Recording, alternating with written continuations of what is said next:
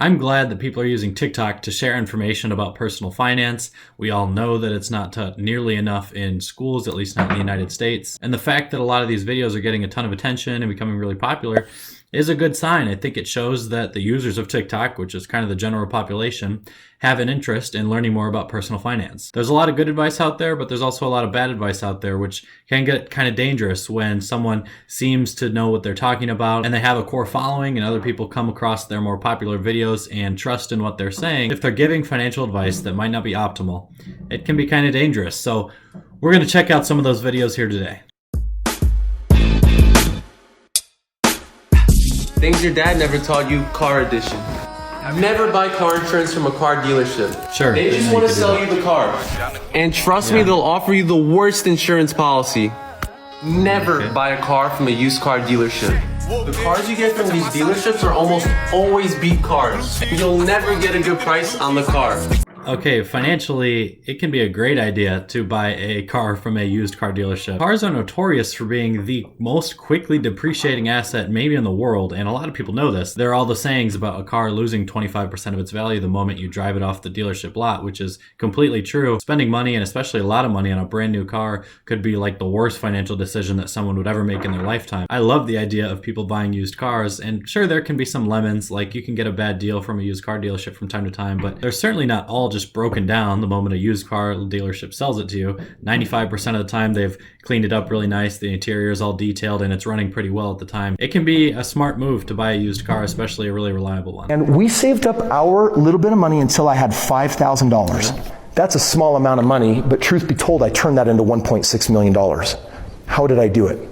For me, it meant buying. I'm going to write PR, stands for primary residence. It meant that I bought a home for me to live in, except, I wasn't buying it for me. I was actually buying this house as an investment. I'm not a CPA or a tax expert by any means, but my interpretation of what he's talking about there in listing a house as a personal residence or primary residence, but using it as an investment property is like tax fraud. Maybe he's trying to save on capital gains taxes when within a 3-year period he goes to sell that property. If it's your primary residence, you don't have to pay capital gains tax on the appreciation of the house. But if it's a rental unit or an investment property, then you do. So again, I'm not sure here, but in this case, to me, him doing the little whisper thing kind of sounds like he's hinting at tax fraud because he's saying it's his primary residence without having to pay capital gains tax on it, unless he actually is living in it. But well, we can't be sure here. I was going to live in it, but check it out.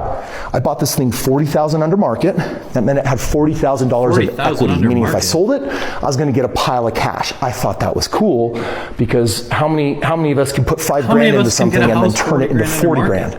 Well, I turned it into a lot more than that, so pay attention. Had a basement apartment that we rented out. I like that. And it covered our mortgage, which was crazy to me because the basement was 1 bedroom and the upstairs had 3 bedrooms. And I'm living upstairs. I'm like, you kidding me? I'm living in this house for free. Isn't a house supposed to be your biggest expense?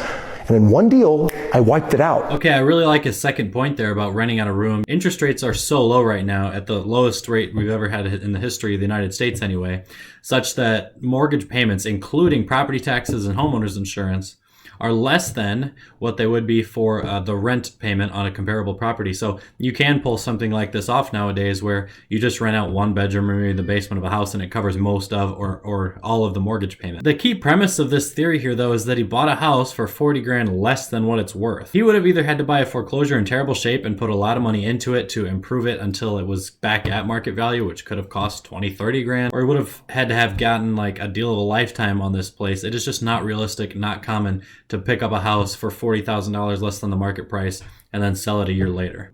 How to find undervalued stocks. Ooh, so this platform I'm using is Thinkorswim, and you're going to want to head over to Scan. Buffett so this is what I have set up, and to add what I am doing, you're going to want to go to Add Filter, and I have 2 stocks and 2 studies. First off, I want the last price of the stock to be a minimum of $10, so I'm not messing with any penny stocks, and the maximum of 100, so it's not too expensive. You guys can change it to how you want. Next, I added volume, and I want a minimum volume of 3 million, so I just make sure that people actually trade the stock. Also, and for the 2 studies I add, you're going to want to scroll down to popular studies, and then I add RSI scan, and then a moving average scan. In short, the way that I have the RSI set up, you could do it the same as me, ensures that the stock is undervalued at the moment, and the moving average scan is making sure that all the stocks in the criteria are trending upwards for 6 months. So the scanner only pulled up 51 stocks, and let's check a random one, NEM. So here's the chart for NEM. You can see it's trending upwards for 6 months, and it recently had a pullback. Undervalued. So that's a perfectly fine stock scan for any day trader.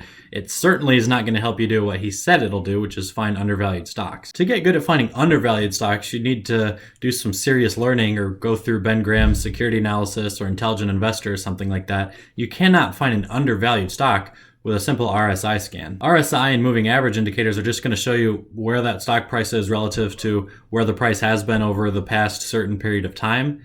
That has nothing to do with the future business prospects of a company relative to its current price now, which is what finding an undervalued stock would entail. This makes it look far too easy. It's an extremely difficult thing to do. The best professionals running the biggest hedge funds in the world out there sometimes fail consistently at actually finding undervalued stocks. Don't take this advice unless you're like day trading. Then maybe you could use these indicators if you had a strategy built around them. You can have no investing knowledge, invest in an index fund, and outperform 95% of investors, even Wall Street professionals. It's pretty amazing. You don't have to have any experience. You just go and buy an index fund. It's absolutely incredible.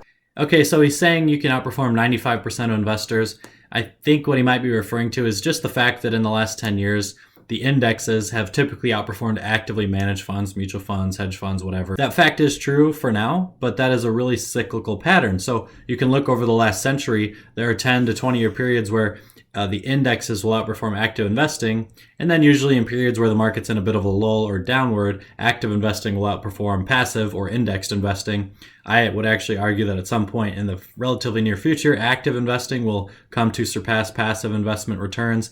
So this video will not be applicable then. He's right that index funds are the easiest way to invest your money, but I feel like the amount of emphasis he put on knowing nothing and still being able to invest was a little irresponsible. It's always appropriate to learn at least a little bit about what you're investing in. One of the greatest financial mistakes you'll ever make in your life, putting all your money in your 401k only. Yeah.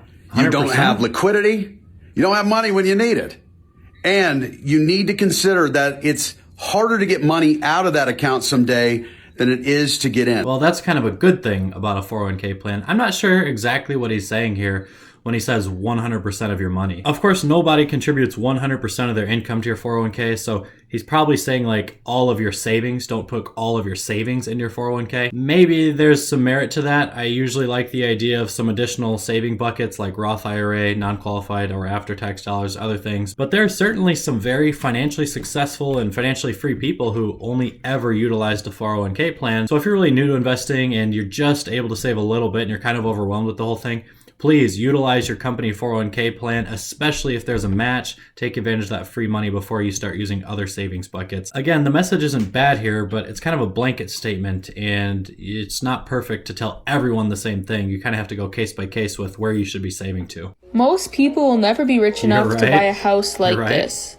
And the main reason why people won't become wealthy is because they don't know how to budget. So all you have to do is follow the 50-30-20 rule. That's all you have to do. So you should spend 50% of your income on basic needs, 30% on investments, and 20% on whatever you want. But obviously, the more you invest, the wealthier you will become. Okay, first of all, I love the idea that she's promoting here, which is budgeting effectively. But her message is not true where she says that all you need to do is budget effectively and then you could buy a $160 million house. That's completely ridiculous. This is still a pretty interesting budgeting topic though. She said 50% for living expenses, 30% for savings, 20% for discretionary expenses. Really like a 70% spend rate and the 30% save. I don't think that's realistic for most people. Most people are not able to put away 30% of their income. If you are, then that's great. And she's right that the more you save, the more you'll be able to build up either in your bank account as an emergency fund or in a Roth IRA for a future retirement benefit, retirement income, things like that. Just don't go right away and say, oh shoot, I need to save 30% of my income. That would probably put you in the top 1% of savings rates of all Americans. I don't know for sure. I'm kind of guessing here, but make sure you're covering the essentials, the more important things first before you think about saving 30% of your money to try to buy this mansion. If I was in high school and wanted to build a six-figure empire again, here's how I would do it. First, I'd get a job at any place that pays you to work. Every time I get paid, I will save 10 or more % of every single paycheck because I'm young and I don't have bills to pay. I'd use 50% of my savings to buy stuff at thrift stores that I can triple my money on. With all the money that I made from my day job and my side hustle, I will use the money to get a 0 to 3% down payment loan on a house because I'm a first-time home buyer. I would live in one room and rent out the other rooms and keep the grind going. That's how I would do it. So not terrible advice for his specific life instances. I'm sure that similar strategy has worked for him in the past. The thing about thrift flipping there just made it seem a little bit too easy to do. It's like, oh, walk up into any thrift store and then the next day triple your money. There's just so much work that's going to be involved in knowing what types of things are going to sell in the secondary market, finding those very things in a thrift store, and then actually finding a buyer, whether you're listing on Facebook, Craigslist, Shopify, whatever. It's just going to take so much time that I think in 99% of cases, being a thrift flipper is not going to be worth your money. I liked all of his other advice, get a job, save it up, potentially buy a home in the future if you're actually going to be living in one spot. If you have credit card debt, you shouldn't be investing. If you don't have an emergency fund, you shouldn't be investing. If you don't understand the investment, you shouldn't be investing in it. Don't get me wrong, investing is important. But if the rest of your finances are a mess, investing can wait. So I like the general sentiment here. He's basically saying prioritize the essentials. Certainly you want to stay out of debt and you want to make sure that your current living expenses are covered. Look at your budget, cut expenses if you need to. But again, it's kind of like a blanket statement that doesn't apply to all people. There are actually really smart strategies that I know of a handful of people personally who are out there using now, and some people that are clients of mine that I've worked with who do have a chunk of credit card debt. We refinance to a 0% 18-month credit card where they only have to pay like $200 or $300 or $500 a month on that thing. And then that leaves some money in their monthly budget to invest because investment dollars in the future are likely to be growing for you. And if you're paying against a 0% interest credit card balance, there's no need to pay it off sooner and make your investing wait. He's right. You should usually have an emergency fund before saving too much for investing, but not necessarily a huge chunk of money. It just maybe needs to be something that you could really fall back on if you had to. I just like people using 401ks and Roth IRAs and getting into it sooner rather than later. He said if you're uneducated, don't do it. I mean, it's good to be educated about what you're investing in, but you're never going to be an expert. And there are people who retire at age 60 with a 401k plan who just held one target date fund the whole time and never changed their investment. And really, they weren't all that too sure with what their money was being invested in.